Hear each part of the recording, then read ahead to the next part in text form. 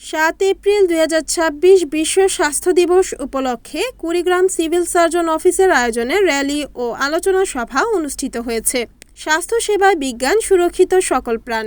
এই প্রতিপাদ্যকে সামনে রেখে সাইট সেভার্সের সহযোগিতায় কুড়িগ্রাম সিভিল সার্জন অফিসের আয়োজনে র্যালি ও আলোচনা সভা অনুষ্ঠিত হয়েছে। ৭ এপ্রিল ২০২৬ মঙ্গলবার বিশ্ব স্বাস্থ্য দিবস উপলক্ষে উলিপুর মরিয়ম চক্ষু হাসপাতাল ও জেলা একীভূত চক্ষু সেবা কর্মসূচির আওতায় সিভিল সার্জন অফিস হতে বিশ্ব স্বাস্থ্য দিবসের বর্ণাঢ্য একটি র্যালি বের হয়ে শহরের প্রধান প্রধান সড়ক প্রদক্ষিণ শেষে সিভিল সার্জন অফিসের কনফারেন্স রুমে আলোচনা সভা অনুষ্ঠিত হয়। উক্ত আলোচনা সভায় deputy civil surgeon doctor Golam মোহাইমেনের সভাপতিত্বে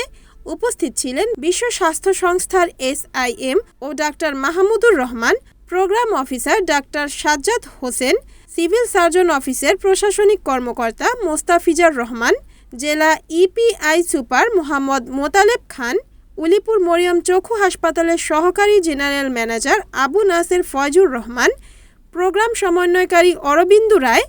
সলিডারিটির প্রতিনিধি সুমি দাস, ফ্রেন্ডশিপের project officer Nilufa Akter, program সমন্বয়কারী KM জালিদ, এফাদের ফিল্ড ফ্যাসিলেটর আজিমা খাতুন, ফুলের নির্বাহী পরিচালক আব্দুল কাদের প্রমুখ। Report Mohammad Rafiqul Islam, NNTV,